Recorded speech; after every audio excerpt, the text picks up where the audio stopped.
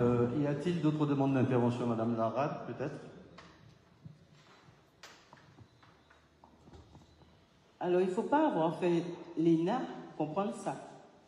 Nous sommes rentrés aux affaires en 2000. La commune, elle était sous tutelle. Il y a photo à l'appui du conseil municipal de l'époque, avec les élus de l'époque. Nous rentrons aux affaires, nous travaillons pendant 14 ans. Oui, nous avons travaillé pendant 14 ans pour redresser la situation de la ville. D'accord? Monsieur Rafa est élu en 2015. Paf! Et la Chambre régionale des comptes, pendant 14 ans, ni le préfet ne nous a dicté quoi que ce soit. Et la Chambre régionale des comptes n'a jamais corrigé quoi que ce soit chez nous. En 2017, le compte administratif est mis à l'index, d'accord? Et voilà, branle-bas de combat, on cherche toutes sortes d'excuses, toutes sortes de raisons. Eh bien, il y a une mauvaise gestion, il y a quelque chose qui s'est passé entre-temps. Et puis, il faut le reconnaître, et puis il faut avancer, tout simplement.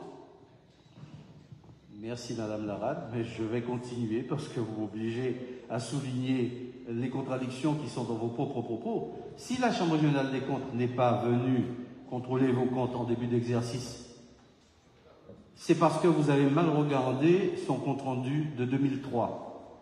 L'avis de la Chambre régionale des comptes, justement, démontrait qu'il n'y avait pas de déficit.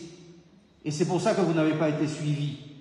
Parce qu'elle n'a pas jugé bon de venir, parce que votre fameux déficit de 2 100 000 euros, de 14 millions de francs, était faux. Regardez bien l'avis qui a été rendu en 2003. Et d'ailleurs, j'ai les documents, mais je vais les mettre sur Internet, c'est ce que vous voulez. Moi, je ne suis pas de cette nature-là.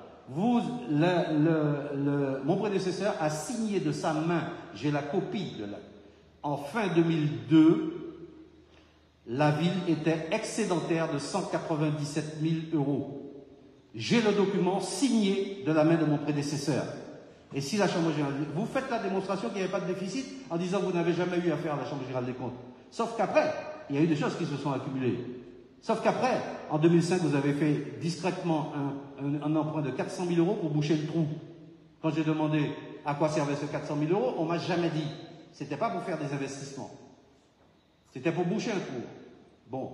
Ensuite, vous avez navigué en faisant ce qu'on appelle de la cavalerie pendant des années, repoussant des factures d'une année sur l'autre et ainsi de suite. Nous avons trouvé, nous, en arrivant, plus de 800 000 euros de factures qui n'étaient pas mandatées.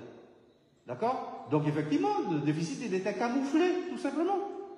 Et c'est pas pour rien que d'ailleurs, même en ayant camouflé le déficit, l'administration l'avait senti, puisque nous avons trouvé la ville, non pas sous tutelle, mais dans le réseau d'alerte de la préfecture depuis 2 ans avant notre arrivée.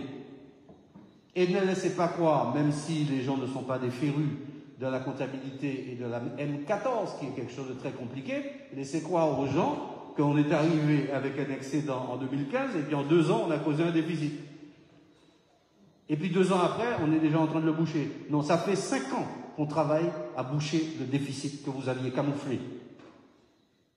Et dans le rapport de la Chambre régionale des comptes, il est écrit en clair, en propre, en français, que les comptes étaient faux à minima depuis 2011. Je ne sais pas pourquoi s'ils n'ont pas pu.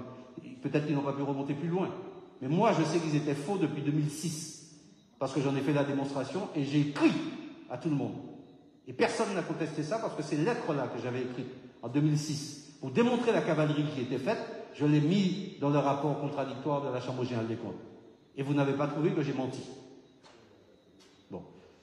Essayez de ne pas retourner sur le passé si vous ne voulez pas que j'y retourne moi aussi. Bien, chers collègues, je vous demande de vous prononcer sur la décision modificative. Qui vote contre? 6 voix contre. Qui s'abstient? Donc, adoption à la majorité, moins 6 voix contre. Donc,